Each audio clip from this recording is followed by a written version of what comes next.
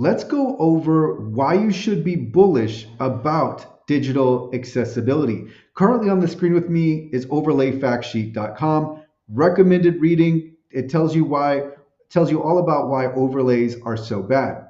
But that's not the point of us being on this website. The point is what I'm scrolling down to is the fact that we have 905 signatories on this page, and they are all signing to the fact that they will not recommend or use overlays. But the reason why I bring this up is because these 905 signatures are mostly accessibility professionals. And to my knowledge, this is the best list we have of accessibility professionals. Now, obviously, there are more than 905 accessibility professionals. But my point is, there are not that many. Maybe it's a few thousand, but there really aren't that many accessibility professionals. And I'm just going to scroll all the way down, and we can see now that the total number is only 905. And now I'm going to tab to a page on digitalalley.com. So digitala11y.com. And this is a post titled Digital Accessibility Companies Roundup by Raghava from Digital Alley.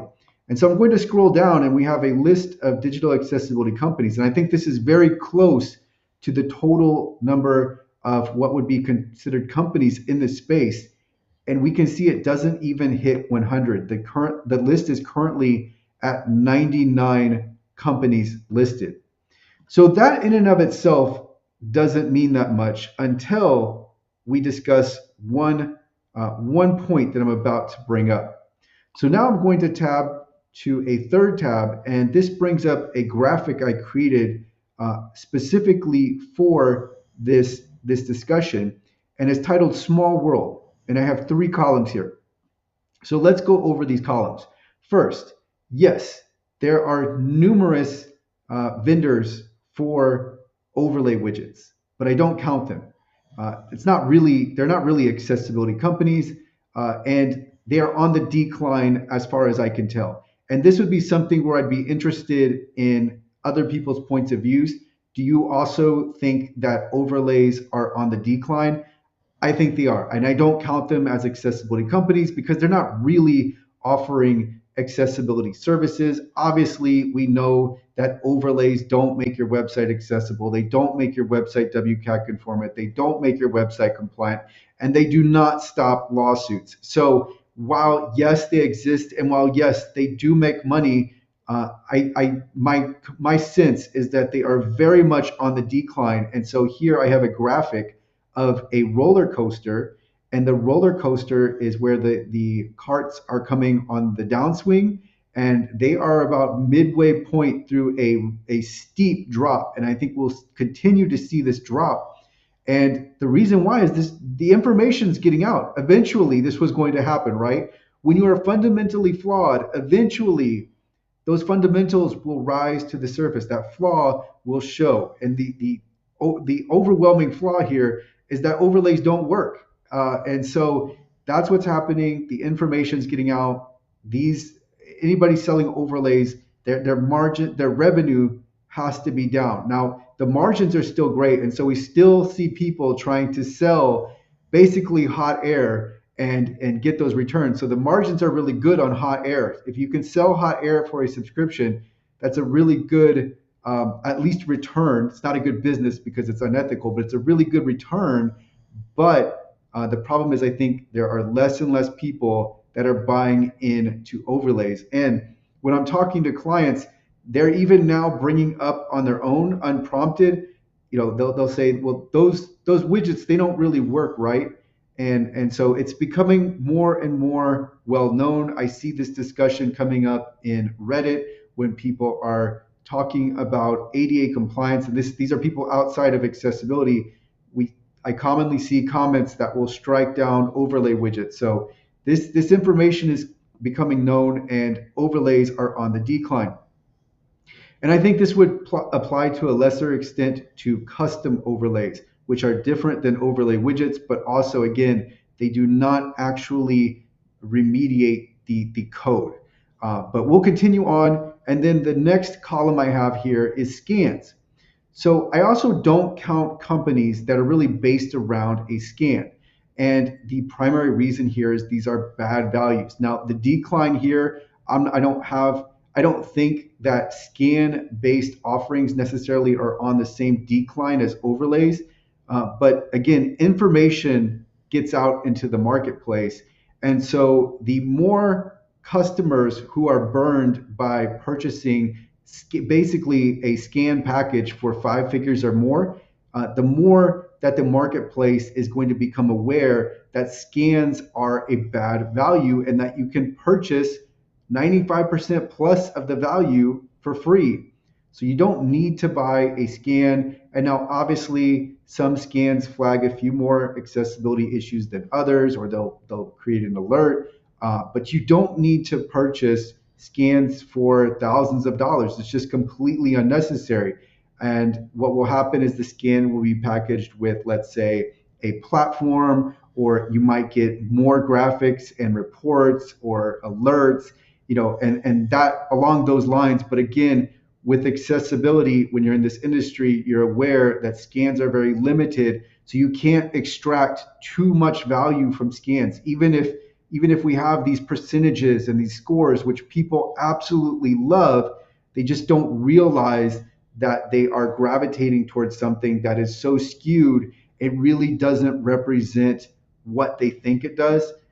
So I'm also not going to count any companies that are centered around, or they're basically selling scans, which leads me to the third column, and which is really the point I told you I was going to get to earlier, is that this is a professional services industry until shown otherwise. And when I say that, I'm referencing artificial intelligence. But for the foreseeable future, this is a professional services industry which requires manual effort.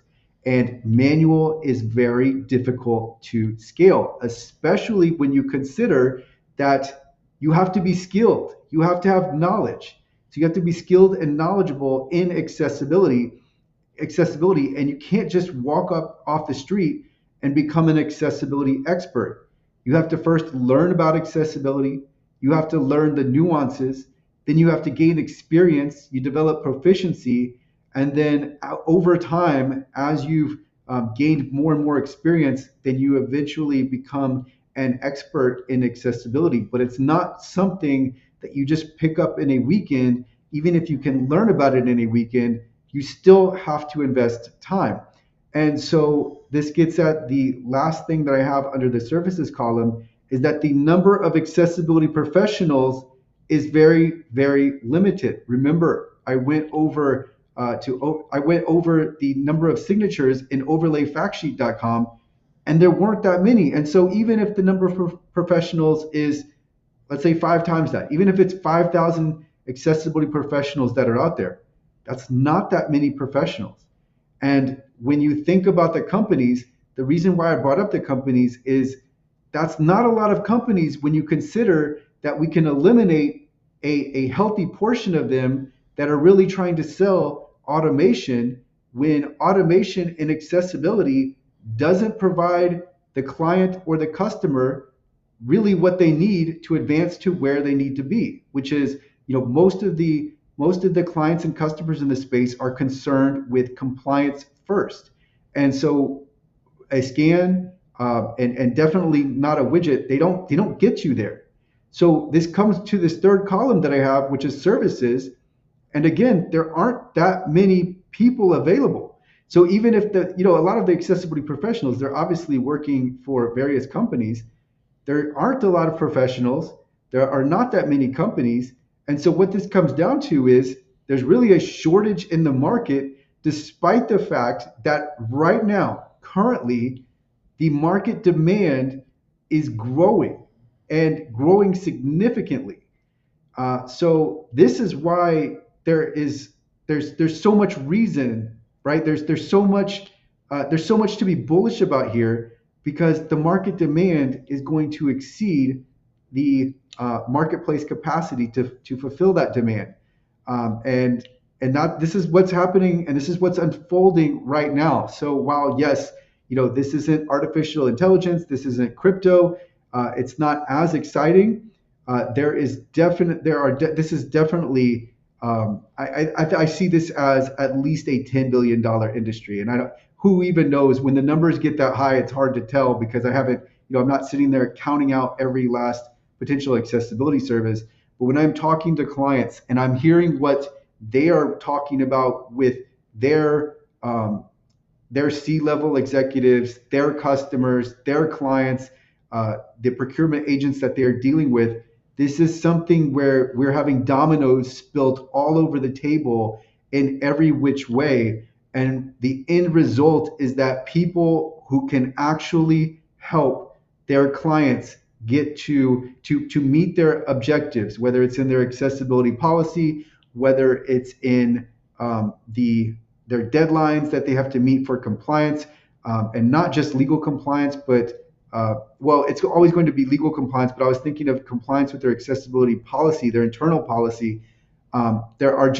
There's so much demand out there, and there's just such a shortage of professionals because, again, the key point here, this isn't a software industry, right? Even though software is inside this industry, software is not what is helping the clients advance to their objectives. That's the key distinction. And for the time being, and for the foreseeable future, as far as I can tell, that's going to remain the case. And so there are at least a few more years where the accessibility professionals are needed, and right now they're just not available. And so this is going to become this is coming to a head. And so we're going to see this bear out in the marketplace where the demand is exceeding capacity and the prices are going to continue to go up. And so what does that mean? That means jobs are going to pay more. That means that contracts are going to pay more. And that means that accessibility is going to be one of those things that everybody has to have, but it is more difficult to get a hold of. And if you are in this profession, if you have made yourself known, whether it is through a job, whether it is someone knows about your business, you are going to have interest because people need this. And as at the last point I have here, this is limited. Remember, we went on overlayfactsheet.com, 905 signatures, mostly from accessibility professionals. Even if there are thousands more accessibility professionals, which I'm sure there are, that is not that many to serve not only a United States marketplace, a global marketplace. The European Accessibility Act is going to have such a huge impact on commerce worldwide and the demand for accessibility services. So it's not this is something that everyone is going to need, and so that's why I stated this is a bullish industry. It doesn't have nearly the excitement that crypto or AI does, but the money will be here in accessibility. And again, when we think about the number of companies, yes, 100 companies, if this were your most industries, would be a fair amount of companies. But this isn't most industries, right? Look at SEO. I don't even know how many companies would be in search are in engine optimization, but there are a lot. There are a lot more than 100. And for accessibility, what has been the case for decades, right? Accessibility gets overlooked. Accessibility is something that people will think about, they'll contemplate for a moment, and then they will move on. Well, they're not going to be able to move on for much longer as compliance deadlines hit, as new laws rise to the surface and become go into an effect. So the bullishness is here. This industry is about to erupt.